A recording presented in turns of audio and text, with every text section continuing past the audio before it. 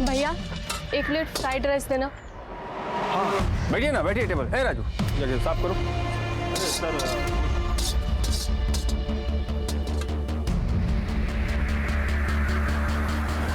राजू जरा संभालो इसको। क्या हुआ मैडम, परेशान लग रहे हैं? कुछ नहीं, पर्सनल प्रॉब्लम है। अरे पर्सनल प्रॉब्लम है तो अपना भैया समझ के बता दीजिए, हो सकता है हम आपके कुछ काम ही आ जाए। कोई छेड़ रहा है, माँ बाप परेशान कर रहे हैं, बताइए ना। हमें छोटी बहन जैसी हैं आप, बोल दीजिए, बताइए हमें।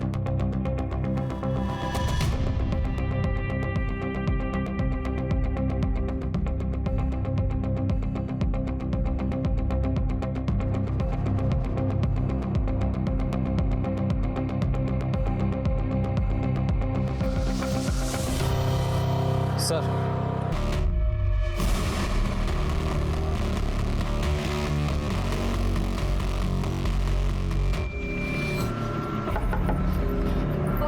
मीना जी दरवाजा खोलिए, आपकी बेटी का एक्सीडेंट हो गया है। कहाँ है मेरी बेटी?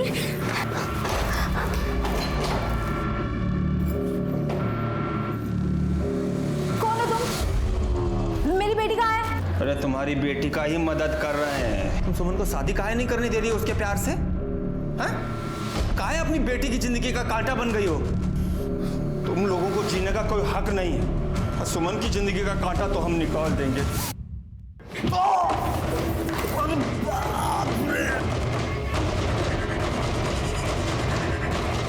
Well done ASI Meena. Sir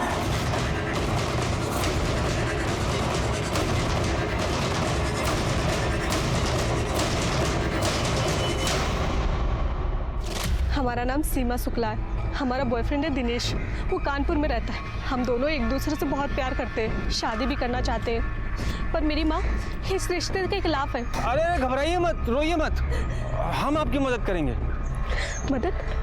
पर आप कैसे करेंगे? आप अपनी माता जी का पता और नंबर दे दीजिए हमें, और आप अपने बॉयफ्रेंड दिनेश के पास चले जाइए, बाकी हम सब संभाल लेंगे।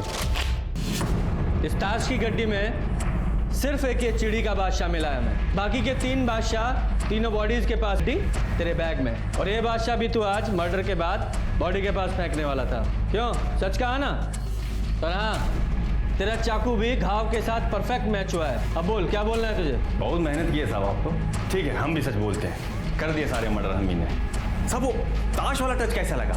एकदम अंग्रेजी पिक्चर जैसा ना, है ना?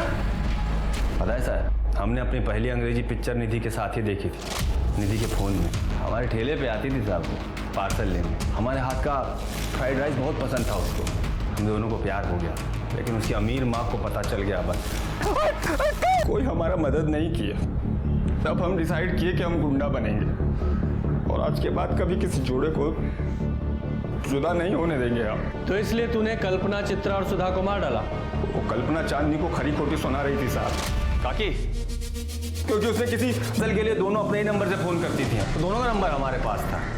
जब हम पार्सल डिलीवर करने गए तो चित्रा और इनको लड़ते हुए सुना। चित्रा भी करने का नाटक करता था ताकि हमें तुझ पर शक ना हो, लेकिन देखा, कानून के हाथ तुझ तक पहुंच ही गए। अच्छा किए साहब आप हमें अरेस्ट कर लिए। अब हम जमानत पे बाहर आ जाएंगे, नेता बन जाएंगे, नेता, चुनाव लड़ेंगे, जीतेंगे, और फिर किसी जोड़े को जिंदगी में जुदा नहीं होने देंगे साहब। और पुलिस भी हमारा कुछ नहीं कर पाएगी। गलतफहमी है तुझे, फांसी होगी तुझे, फांसी, और तू कभी बाहर नहीं आ पाएगा। पुलिस की चालाकी ने उन्हें कातिल को पकड़ने में कामयाबी दिलाई। बांके लाल तिवारी को 3 हत्याओं के लिए गिरफ्तार किया गया और कोर्ट केस में उसे मानसिक रूप से असंतुलित पाया गया। बांके को लगता था कि वो एक गुंडा है, प्यार का पहरेदार है, और 2 प्रेमियों के बीच में आने वालों को वो सबक सिखाना चाहता था, उन्हें मार देना चाहता था। आज बांके पागलखाने में है। आप अन्याय कभी ना सहें, लेकिन न्याय का बेड़ा अपने सर पे ना उठा लें। इस आशा के साथ मैं दिव्यांका त्रिपाठी दहिया लेती हूँ आपसे विदा। फिर मिलूंगी अगले केस के साथ, तब तक देखते रहिए क्राइम पेट्रोल सतर्क। जय हिंद। प्रदेश की रहने वाली थी, पर सवाल ये था कि इन तीनों का खून हुआ क्यों? क्या इन तीनों का आपस में कोई कनेक्शन था, या ये किसी सीरियल किलर की मानसिकता का शिकार हुई थी, या फिर ये घटनाएं आपस में जुड़ी हुई नहीं थी? इनका कातिल कौन था? यकीन मानिए हमारा आज का केस आपको चौंका देगा जब आप इन तीनों खून के पीछे का कारण जानेंगे।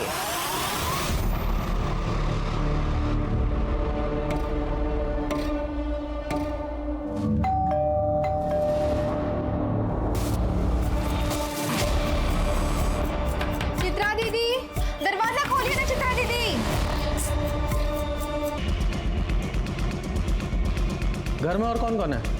सब चित्रा दीदी और उनकी बेटी रेणु, बस 2 ही लोग थे। चित्रा दीदी के पति का एक्सीडेंट 5 साल पहले ही हो गया था। पर सब वैसे तो रेणु दीदी इस टाइम पे घर पे ही होती है। रेनू का नंबर है? रेणु का नंबर? हाँ सर, नंबर स्विच ऑफ। इस घर में रेनू का कमरा है? हाँ साहब, उधर।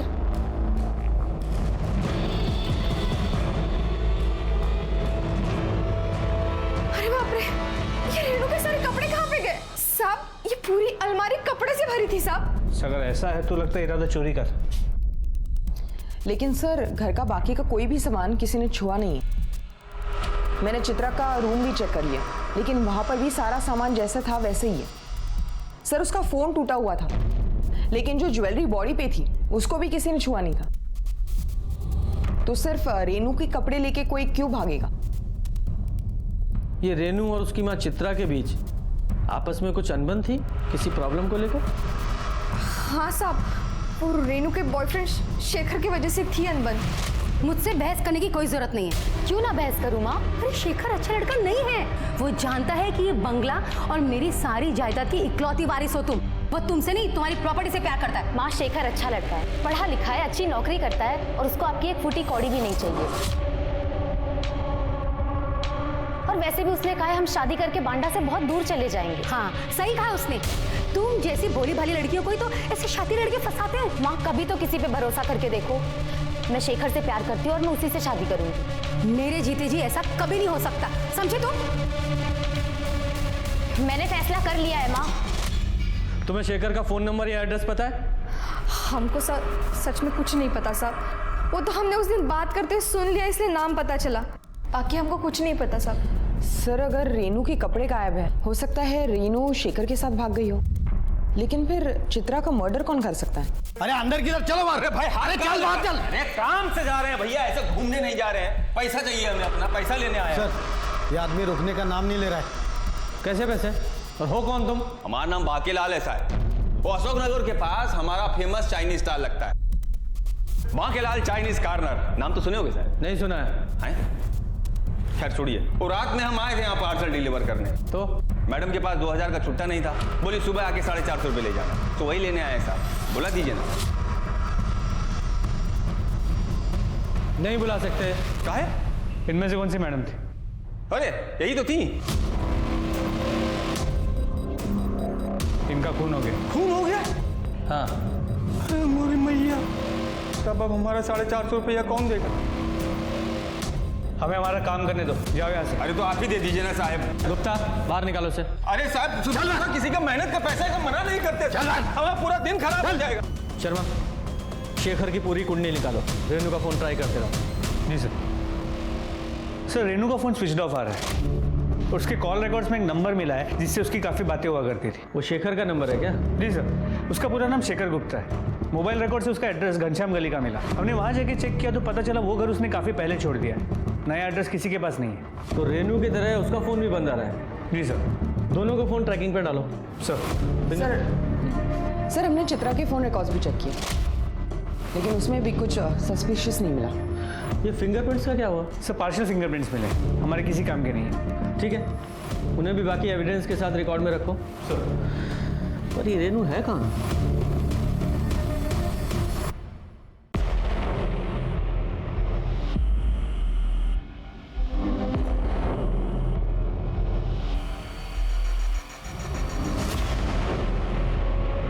शेखर, ये सब करना जरूरी है क्या? हमारे पास और कोई चारा नहीं है।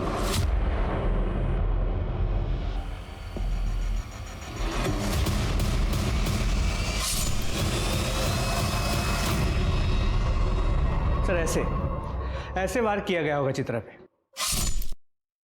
बुचर नाइफ, मतलब मांस काटने वाले चाकू से 5 से 6 बार किए गए। इतने गहरे कि चाकू हड्डी तक जा पहुंचे। और रेप के कोई साइंस है? नहीं सर, रेप या कोई सेक्सुअल एक्टिविटी नहीं हुई है। अशोकनगर मार्केट में पता करो, किसी ने हाल फिलहाल में कोई बुचर नाइफ खरीदा है क्या? सर, चित्रा के नौकरानी बेला का फोन आया था। अशोकनगर में एक खून हुआ है।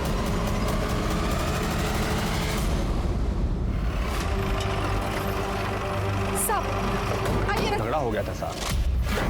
मेरे कस्टमर छीनना बंद कर।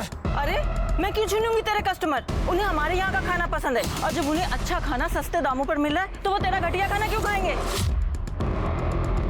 मेरे खाने को घटिया बोली तू? मैं नहीं, तेरे कस्टमर बोल रहे हैं।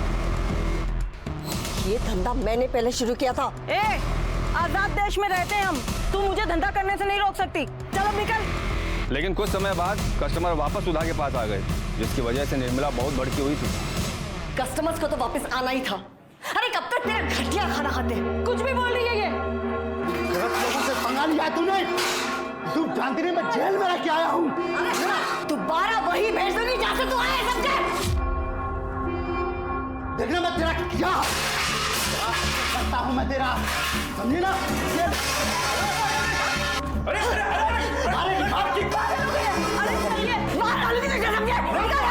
इस एरिया में एक ही टिफिन सर्विस रहेगी, समझे तू? और वो भी हमारी। तो ये मुकेश चौधरी जेल जा चुका है? हाँ साहब, वो शाहिदपुर गांव में कोई कांड किया था, जिसके चक्कर में वो जेल गया था।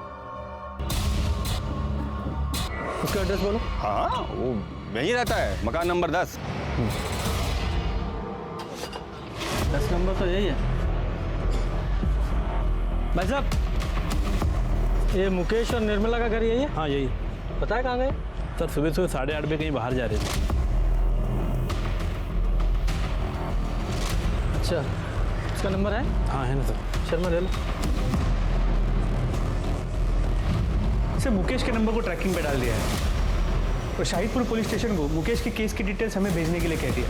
और सर लोकल मार्केट से पता चला है हाल फिलहाल में कोई बुचर नाइफ बिकी नहीं है। तो हो सकता है कातिल ने बुचर नाइफ कहीं और से खरीदा हो, या ये भी हो सकता है उसके पास पहले से हो। ये रेनू और शेखर का क्या हुआ? सर दोनों के फोन अभी भी स्विच ऑफ है। पूरे प्रदेश में अलर्ट जारी कर दिया है। सर आपको क्या लगता है ये चित्रा और सुधा के कत्ल में कोई कनेक्शन है क्या? क्योंकि कोई कॉमन लिंक नजर तो नहीं आ रहा। एक लिंक है ना, बेला गौड़, जो दोनों क्राइम सीन पर मौजूद थी। वो चित्रा और सुधा दोनों को जानती है। चित्रा के घर में चोरी नहीं हुई, लेकिन सुधा के घर में चोरी हुई है। अगर ये मान भी लें कि इस बेला गौड़ ने दोनों को मारा है, तो मोटिव क्या हो सकता है? सर बेला का मकान मालिक संजय चतुर्वेदी आपसे बात करना चाहता है। बुलाओ। सर बस्ती में हम आपसे ये बात कर नहीं पाए, लेकिन सुधा और बेला के बीच में कुछ भी ठीक नहीं था जब से वो कूड़े वाला हादसा हुआ था। कूड़े वाला हादसा मतलब? सर वो सुधा नॉनवेज पकाती है और उसका बचा हुआ जो भी गंदगी है ना, वो पंजे और हड्डी वगैरह, वो सब बाहर कूड़ेदान में डाल देती थी। और बेला को उसकी बदबू से बहुत दिक्कत होती है क्योंकि वो शाकाहारी है सर। बेला ने सुधा को कई बार बोला वो कूड़ा वहाँ से हटाने के लिए, और एक दिन कुत्तों ने कूड़ेदान पलट दिया और वो सारी गंदगी बेला के घर के सामने बिखर गई। तुमने तो हमारा धर्म ही भ्रष्ट कर दिया रे। ज्यादा ड्रामा करने की जरूरत नहीं है तुझे। मैंने तो सुना है तेरा बेटा आशीष चिकन तंदूरी खाता है रफीक के ठेले पे।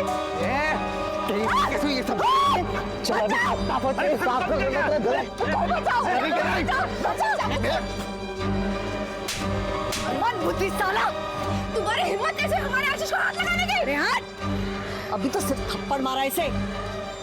अगली बार ऐसा कुछ किया ना साले ने तो कंप्लेन कर दूंगी। तो देखना फिर आएंगे मेंटल हॉस्पिटल वाले इसे लेने। हट। छोड़ूंगा नहीं तेरे को, चौड़ा धोप के रहूंगा। सर आशीष बेला का इकलौता बेटा है और बहुत सर पर चढ़ा रखा है उसको। नौकरानी का काम करती है, पर इतने पैसे पता नहीं कहाँ से लाती है कि उसकी हर फरमाइश पूरी करती है। किराया देने के लिए पैसे नहीं है सर उसके पास। और आज सुबह जब मैं किराया लेने गया तो बहुत हो गया तुम्हारा नाटक। आशीष को 15,000 रुपये का फोन दिलाया है और हमारा किराया देते वक्त आनाकानी करते हो। अगले महीने पैसे दे दूंगी, इस महीने पैसे खत्म हो गए।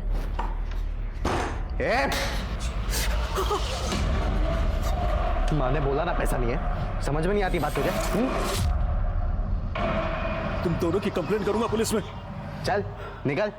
ये झूठ बोल रहा है साहब, इसने हमें छेड़ा था, इसीलिए तो आशीष ने इन पे हमला किया था साहब। झूठ बोल रही है सर, कब छेड़ा हमने तुझे?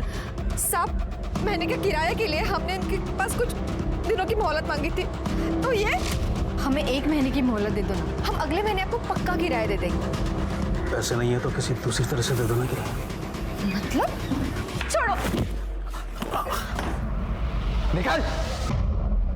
सर झूठ बोल रही है ये। भगवान से भी तो डर नहीं लगता ना। ऐसे कैसे बात करते हैं? चुप।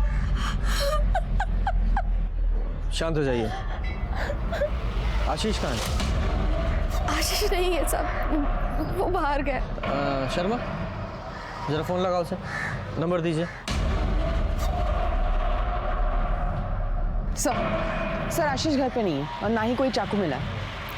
सर उसका फ़ोन रिंग हो रहा है मगर वो उठा नहीं रहा। जिस दिन सुधा का मर्डर हुआ उस सुबह आशीष कहाँ था? वो तो सो रहा था साहब। पर आप ऐसे क्यों पूछ रहे हैं साहब? साहब हमारे आशीष ने किसी का खून नहीं किया साहब। वो कभी किसी का खून नहीं करेगा साहब। तो फिर वो गायब क्यों है? जैसे ही आशीष आए पुलिस स्टेशन भेजना उसे, वरना बहुत मुसीबत बढ़ जाएगी उसकी। समझ गए? चित्रा ने कभी बेला के साथ बुरा बर्ताव किया हो, उसके साथ गाली गलौज की हो और ये बात आशीष को पता लग गई हो। सर सुधा की पोस्टमार्टम रिपोर्ट। सर इस रिपोर्ट के हिसाब से चित्रा की तरह ही सुधा पे भी 5-6 बार चाकू से वार किया गया। घाव की गहराई हड्डी तक है और सर रेप या सेक्सुअल असॉल्ट का एंगल नहीं है। मौत का समय सुबह 5 से 7 बजे के बीच का है और सर जो ताश के पत्तों पे खून मिला वो भी सुधा का है। दोनों वारदातों में जो हथियार इस्तेमाल हुआ वो भी एक जैसा है। कोई फिंगरप्रिंट? नहीं सर, कोई फिंगरप्रिंट्स नहीं मिले। ये कातिल जो भी है बहुत चालाक है। गुनाह करने के बाद अपने निशान मिटा देता है। और बात करें आशीष की तो उसे पक्का पता होगा कि पायल और छवि सुबह 6:30 बजे कॉलेज के लिए निकल जाती हैं। तो 10 फरवरी को उसने मौका देखकर सुधा के घर में घुसा और सुधा को मार दिया। इस आशीष को जल्दी से जल्द पकड़ो।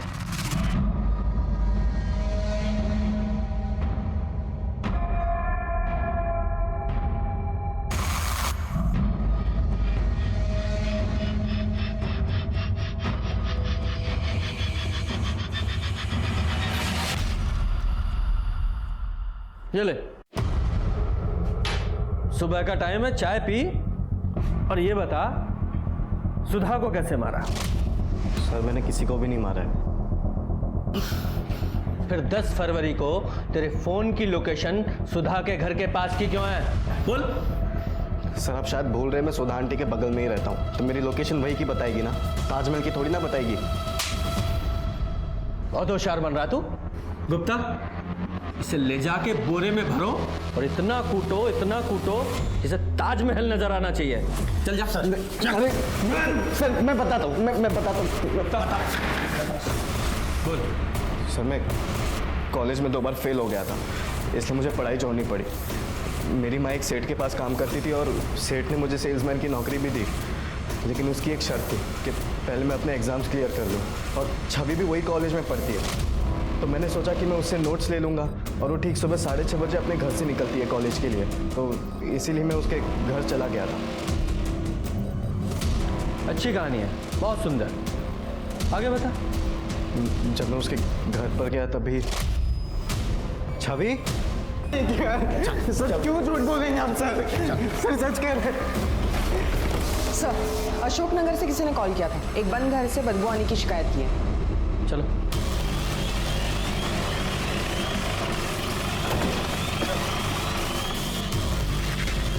गुप्ता, ताला तोड़ो।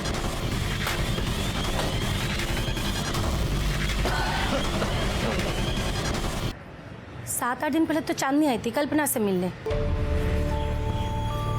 वंदना, हम सोच रहे हैं कि 1-2 दिन बाद में बद्रीनाथ की यात्रा पर जाकर आए। क्या बात है, तो कब वापस आओगी?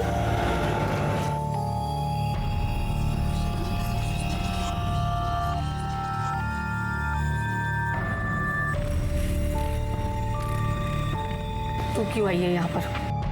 माँ आप अब तक नाराज हो। 3 साल हो चुके उस बात को लेकर। अब तो अपना गुस्सा छोड़ दो ना, मिट्टी डाल दो उन पुरानी बातों पर।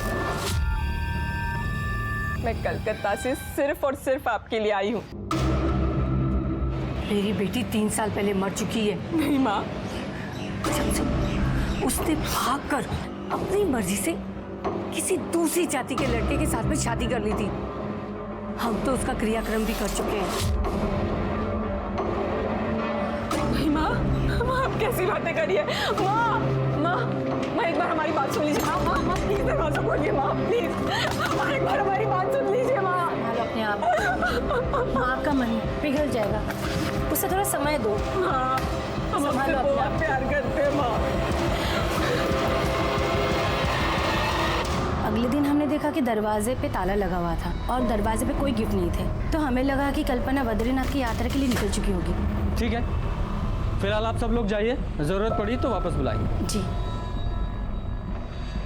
सर हमने तो पूरा घर चेक किया, कहीं पर भी गिफ्ट्स नहीं मिले। हो सकता है कल्पना ने गुस्से में आकर बाहर फेंक दिया हो। चांदनी को कोलकाता इन्फॉर्म करो और उसे यहाँ बांदा आने के लिए बोलो। सर हुक्म का बादशाह। ये चित्रा के घर सर कहिए पत्ते उनके ताश के गड्डी के तो नहीं? अब ये तो वो दोनों ही बता पाएंगे। चलो चल के पूछते हैं। अखिलेश तुम होश में हो? हमने तुमसे कहा ना हमें तुमसे शादी नहीं करनी है। पर क्यों नहीं?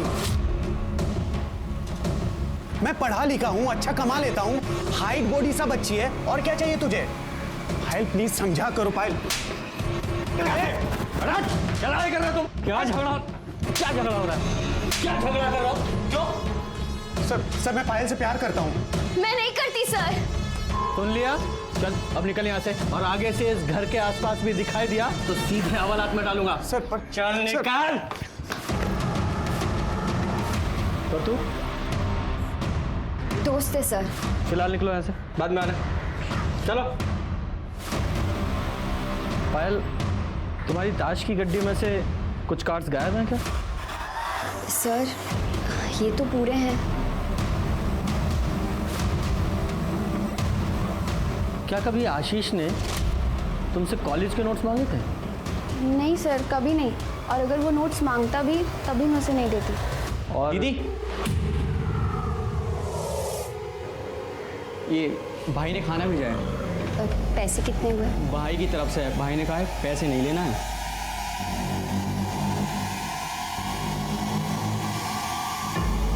सर वो माँ की तेरहवीं तक घर में खाना नहीं बनेगा, तो बस हमें अड़ोस पड़ोस वाले खाना भेज रहे हैं। सुधा के केस में चोरी मोटिव हो सकता है, लेकिन चित्रा और कल्पना का क्या? चित्रा की बेटी रेनू और शेखर भी अभी तक मिसिंग थे। आशीष को पुलिस ने अपनी कस्टडी में रखा हुआ था, तभी उन्हें 2 सस्पेक्ट्स मिल गए, निर्मला और मुकेश, जो बांदा के बाहर एक लॉज में छुपे हुए थे।